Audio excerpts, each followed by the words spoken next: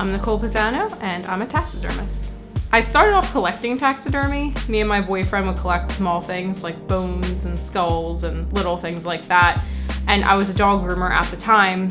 I was going to school to be a funeral director, and I decided to just kind of marry the two, my love for animals and my obsession with death. So I kind of fell into taxidermy. When I tell people I'm a taxidermist, usually the first thing that I'm met with is just a lot of questions. People get really interested when they find out that that's something I do, because I guess it's very unexpected.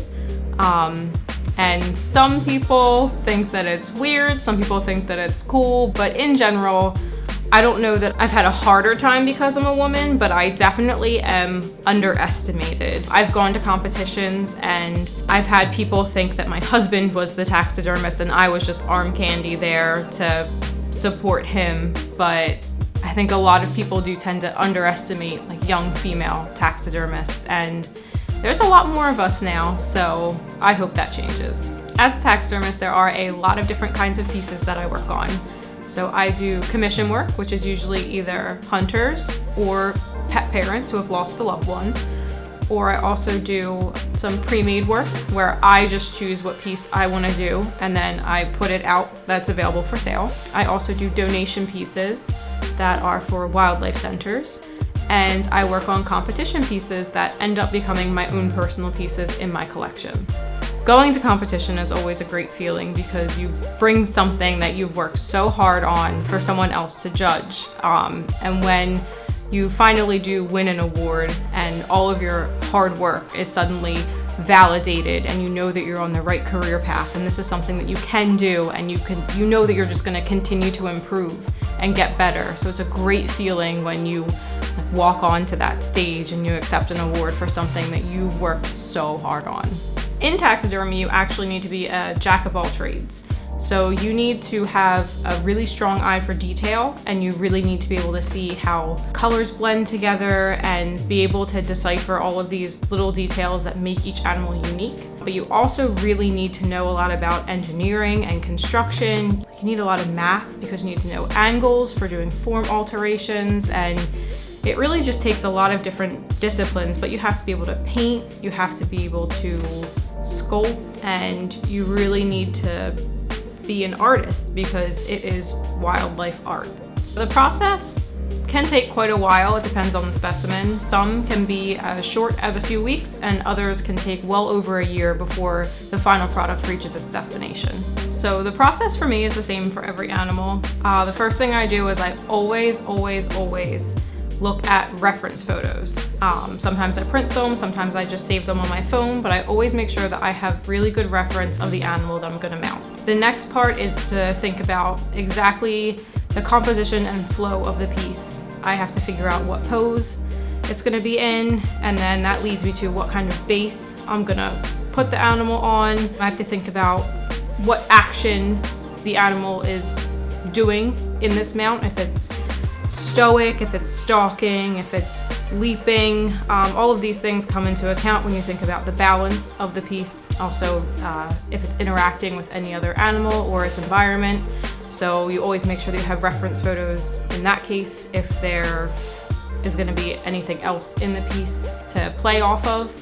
And then I go about sourcing my animal. If it's commission piece, then I already have it. If not, then I go and I look for exactly what I want, and then I can begin the actual taxidermy process. Sourcing animals is a question that I hear a lot, and there are a lot of different places to find a specimen. I go out and in the winter months, pick up roadkill myself, as long as it's legal. And I also get specimens from friends. I have some friends that their families own farms, so they have pest animals. It's also pretty common for people to have their pets done. So some people will bring you their loved ones once they pass. So there's really no shortage of places to find dead animals.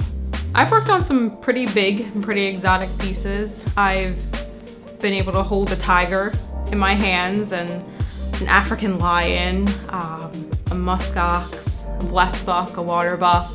Lots of different animals that any normal person would never even be able to come close to. I get to touch.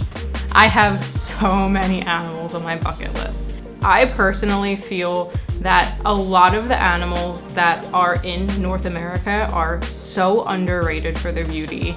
So one that I would love to be able to fit in my house is a bison. I also would love to have an elk, and one of the biggest pieces that I hope to have one day in my house is a wolf. I love doing taxidermy, so I love having the chance to give an animal a second life. It's really cool that you can take something that basically looks like it's nothing anymore. A lot of people just associate death with nothingness, and you get to take this animal and disassemble it to its most basic parts and put it back together. So taxidermy is really about preserving the beauty of nature, and I feel very fortunate that as a wildlife artist, I get to make sure that the piece I'm working on is just forever memorialized as this beautiful part of nature that gets to live on forever. It's a tiny snapshot of a moment in time that just gets to be enjoyed for years. Finishing a project is kind of bittersweet. I'm always really happy to see everything finally come together and to really see all of my hard work go into it. I do have a bad problem where I always think what I could have done better, or what I could do next time, or I should have done this, or I constantly just think of how I can improve. Even though I get upset to part with a piece that I've worked so hard on for a long time, I'm always really happy to know that I gave it a second chance at life and it gets to go to a new home. So if there are any women who are interested in taxidermy, I say go for it. Don't be intimidated by getting into taxidermy. In the past, it absolutely was 100% a male-dominated field that everyone thinks was just a bunch of old white dudes who hunt. But that's changed so much in the last few years, and there are so many more women that are getting into taxidermy that it's such a diverse community now, and there are so many different avenues that you can get into. So I think that any woman who's interested should absolutely get into it and just really find your community. It's such a great feeling when the customer gets a piece that you've put so much time and effort into, and you've calculated and you've done everything you possibly can to make sure this piece turns out exactly how they want it, and you see a smile knowing that all of your hard work is appreciated and this customer is happy with the amount they're getting back.